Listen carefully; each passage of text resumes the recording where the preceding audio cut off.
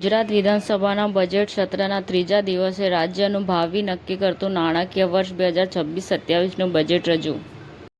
હોસ્પેક્સ healthcare expo 2026 PM મોદીના vision સાથે સુસંગત હેલ્થકેર ભવિષ્યને પ્રદર્શિત કરશે.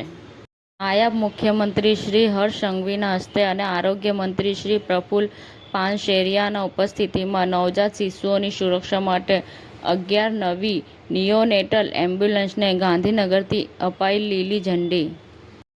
દિવ્યાંગજનો માટે નિઃશુલ્ક ઇલેક્ટ્રોનિક કૃત્રિમ હાથ વિતરણ કેમ્પ શિવાનંદ આશ્રમ અમદાવાદ ખાતે યોજાશે. સેવા પરમો ધર્મ. ભાગવતના નિવેદનની વિરુદ્ધમાં શફી ટાયરવાલાનો મજબૂત વિરોધ. ધર્મ અને વસ્તી નીતિને મિશ્રિત કરવાનો પ્રયાસ નહીં ચાલે. હવેથી ગેરકાયદેસર વેચાયેલી જમીન 3 મહિનામાં જ મૂળ ખાતેદારને પરત મળશે. અમદાવાદ પોલીસનું મિશન ફિટનેસ, 3500થી વધુ પોલીસકર્મી મેદસ્વી. 10 રાજ્યોની 37 બેઠકો માટે રાજ્યસભાની ચૂંટણી 16 માર્ચે યોજાશે. કેન્દ્રીય માર્ગ પરિવહન અને રાજમાર્ગ મંત્રી નીતિન ગડકરી રાષ્ટ્ર નિર્માણ અને મૂલ્ય આધારિત વિકાસ પ્રત્યેના તેમના વિશેષ ધ્યાન માટે જાણીતા છે. તેમણે શતક ફિલ્મ માટે કહ્યું કે સંઘના શતાબ્દી વર્ષોમાં છબી અને વાસ્તવિકતા વચ્ચે અંતર રહેવું અત્યંત દુર્ભાગ્યપૂર્ણ છે.